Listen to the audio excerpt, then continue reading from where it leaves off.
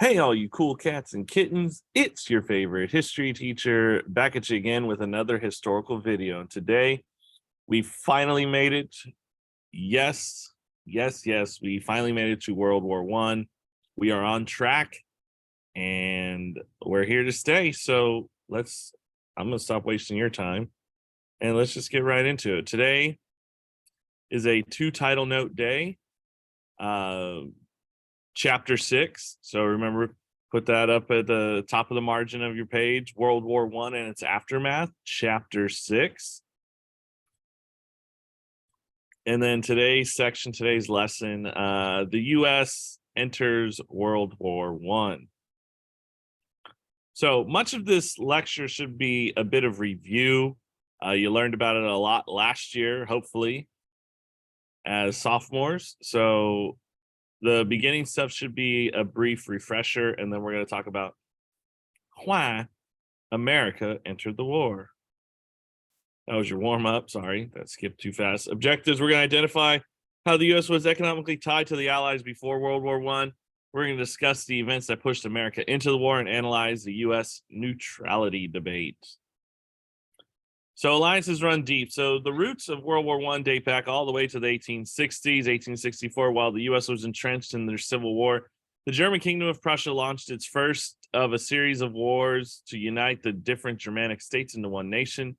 By 1871, Prussia united Germany and self-proclaimed the birth of the German Empire. Remember Otto von Bismarck? That guy. They quickly industrialized and became one of the most powerful nations in the world.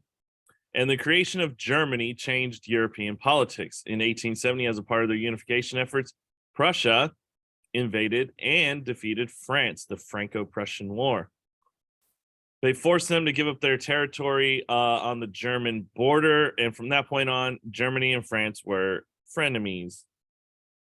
And so to protect itself, Otto von Bismarck and Germany signed different alliances with Italy and Austria-Hungary before the war, and it's called the Triple Alliance. Test question. So these are all the different German-speaking kingdoms, and this is them being united into one. So a lot to a lot less. This is the land that Germany was claimed, the Alsace-Lorraine. That land is very vital and will be later on. And the red countries are the Triple Alliance: Germany, Austria-Hungary, Italy. All right, competition in another alliance. So militarism is the strong buildup of armed forces to intimidate and threaten other nations. Over time, German militarism led Britain to get involved in the alliance system. Britain's policy was try and prevent one nation from controlling all of Europe. By the late 1800s, Germany had clearly become that strongest power. In 1898, Germany began building a navy, challenging Britain's historic dominance on the waters. By the early 1900s, there had begun an arms race between the two as they competed to complete the most warships. The race increased tensions between the two countries, and Britain sought to have closer relations to France and Russia. Britain refused to sign a formal alliance. They didn't want to, if France or Russia was brought into a battle, they didn't want to defend them. So their new relationship with France and Russia became known as an Entente Cordiale, which is a friendly understanding. And it would also become the nickname of this alliance, these three countries, the Triple Entente, the Triple Friends. And obviously in red this time, you have the Triple Entente, Great Britain, France, and Russia. And in green, you have the Triple Alliance, Germany, Austria-Hungary, and Italy. Background to Balkan problem. So by the late 1800s, nationalism became a powerful idea in Europe. It placed the primary emphasis on promoting their homeland's culture and interests above those of other countries. Nationalism was one of the reasons of the tensions of European powers. Each nation viewed others as competitors, and many were willing to go to war to expand their nation at the expense of those others. And one principle of nationalism is the right to self-determination. Self-determination, defined here in red. Those who share a national identity should have their own country and government. So in the 1890s, nationalism will lead to a crisis in the southeastern Europe in the region known as the Balkans. So, more background. Historically, the Ottoman Empire and Austro-Hungarian Empire ruled the Balkans, southeastern Europe. Both were made up of many different nations. As nationalism became a strong force, the different national groups within the empires began to press for independence. Among those groups were Serbs, Bosnians, Croats, and Slovenes. They all spoke similar languages and came to see themselves as one people, South Slavs. The first of these people to obtain independence were the Serbs. They formed a nation called Serbia between Austria-Hungary and the Ottoman Empire. And they believed it was the nation's mission to unite all South Slavs.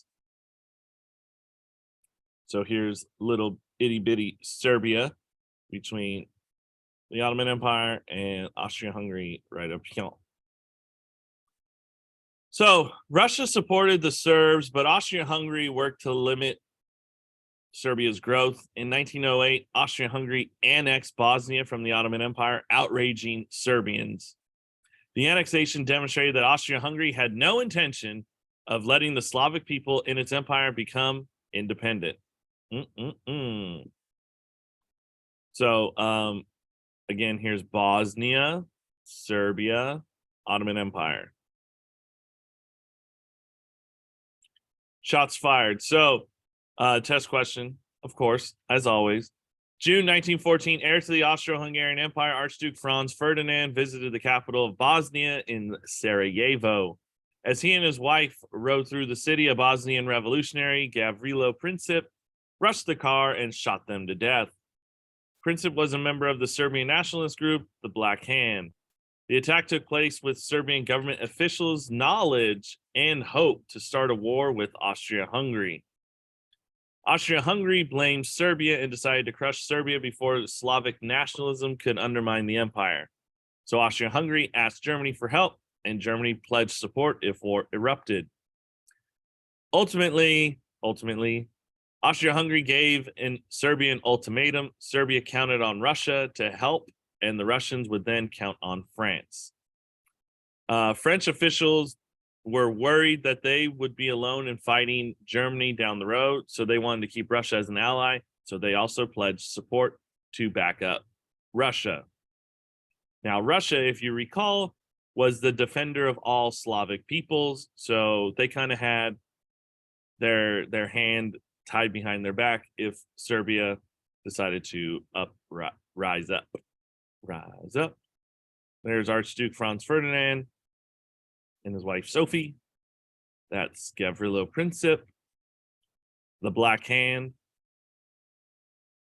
All right, 1 month later. So the attack happened on June 28th, July 28th, Austria-Hungary, after not receiving all of their demands in the ultimatum, declared war on Serbia. Russia mobilized with troops on the German border.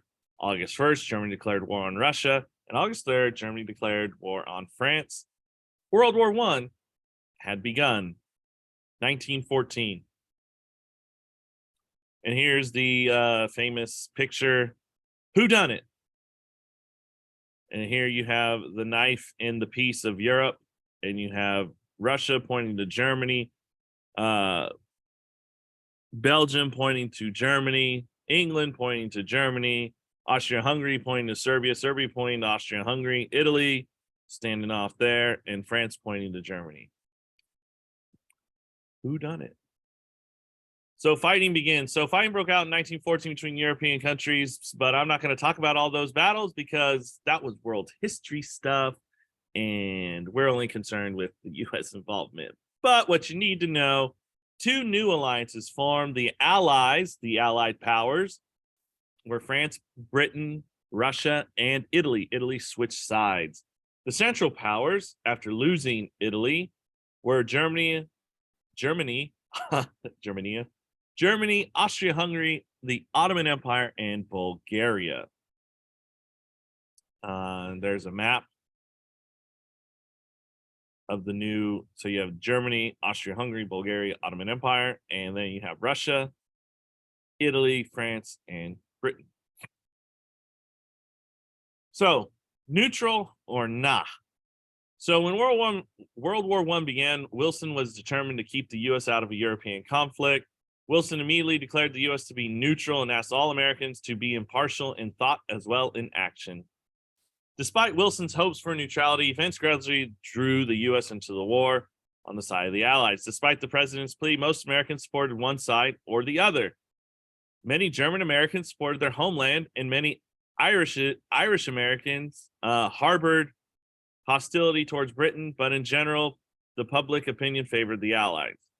Many Americans valued heritage, language, and political ideals shared with Britain. Others treasured America's links with France, a great friend to America during the Revolutionary War. There's Woodrow Wilson. The debate. So, for more than 2 years, the U.S. remained neutral. A debate began whether the U.S. should prepare for war. Supporters of the preparedness movement believed that preparing for war was the best way to make sure the U.S. was not forced into the conflict. 1915, Carrie Chapman Catt and Jane Addams, leaders of the women's suffrage movement, founded the Women's Peace Party. Their party, along with others such as the League to Limit Armament, worked to keep America out of the war. One select group of Americans was decidedly pro-British, President Wilson's cabinet. Only Secretary of State William Jennings Bryan, you know, that guy that lost 3 times to become president, was the only one in his head honcho group that favored neutrality. Wilson's other cabinet members argued forcefully on behalf of Britain. So many U.S. military leaders also backed Britain, believing an Allied victory was the only way to preserve the world's balance of power. So here's Carrie Chapman Catt and Jane Addams. Peace. I looked up the League to Limit Armament, and this was the picture I found. So, you know, insider news. So British officials worked diligently to win American support. You can almost call this like extreme bias. One method the British used was propaganda. Obviously, propaganda is the information designed to influence opinion. The British, however, cut the transatlantic telegraph cable. Remember that guy setting that wire underneath in the bottom of the ocean floor? The British cut that off from Europe to the United States. So most war news would be based on British reports. American ambassador to Britain endorsed many of these reports, and American public opinion would sway in favor of the Allies. Companies in the United States also had strong ties to the Allies, and many American banks invested heavily in the Allied victory. Because why? American loans to the Allies by 1917 totaled over $2 billion. That's a lot of money invested for that time period, a lot of money. Although other banks, particularly in the Midwest, where pro-German feelings were the strongest, lent some $27 million to Germany, and the country's prosperity was intertwined with the Allies. So if the Allies won, the investments would be paid back. If not, the money might never be repaid. So new imperialism also played a part in driving the country to war. The U.S. had built up a modern navy to cement its position as a world power, the Great White Fleet. And America's economy depended on expanding into new overseas markets. War, especially on the seas, threatened to entangle the U.S.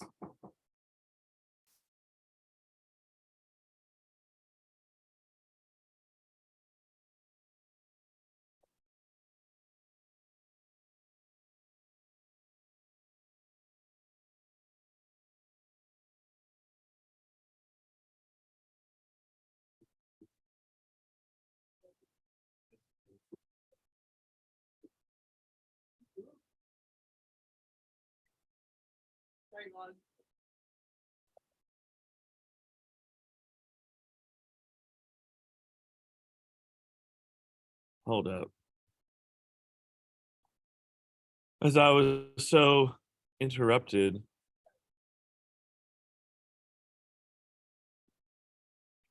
as I was saying,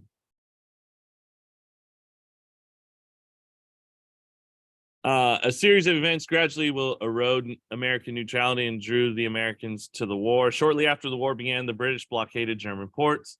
They forced neutral merchant ships sailing to Europe to land at British ports to inspect contraband or goods prohibited from shipments to Germany and their allies.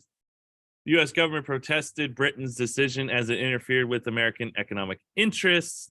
However, the German response would anger Americans even more. In February 1915, the Germans announced that they would use submarines called U-boats to sink any ship without warning they found in the waters around Britain. This decision violated the international treaty signed by Germany that banned attack on civilian ships without warning. Bad Germany. Oh, test question. On May 7, 1915, a U-boat sank the British passenger ship, the Lusitania, killing over 1,000 passengers, including 128 Americans. This attack gave credibility to the British propaganda and will change American attitudes about the war. President Wilson sent an official protest to Germany, but in March 1916, another U-boat torpedoed a French passenger ship. Wilson then decided to issue one last warning, demanding that the German government abandon its methods or risk war versus us. Germany did not want to strengthen the Allies by drawing the U.S. into the war, so they promised with certain conditions to stop sinking merchant ships without warning. They would actually give the warning and say, evacuate, and then we'll torpedo you. So, nice. They were nice about it. President Wilson's success played an important role in his re-election bid in 1916. The campaign slogan, "He kept us out of the war," helped him win a narrow victory. That's the Lusitania. It was torpedoed off the Irish coast. All right, so what really brought them into the war? The Zimmerman telegram, which was decoded by the U.S., or actually was decoded by the British, which Germany proposed to Mexico to ally with Germany, and in return, Germany would return most of the land they lost to the United States in the Mexican-American War, like Texas, New Mexico, and I think Arizona. February 1st, when this was decoded, however, published in the newspapers, Americans now had no choice but to go to war. So February 1st, 1917, Germany announced it would continue its unrestricted submarine warfare. They believed that they could starve Britain into submission if U-boats kept sinking all ships on sight.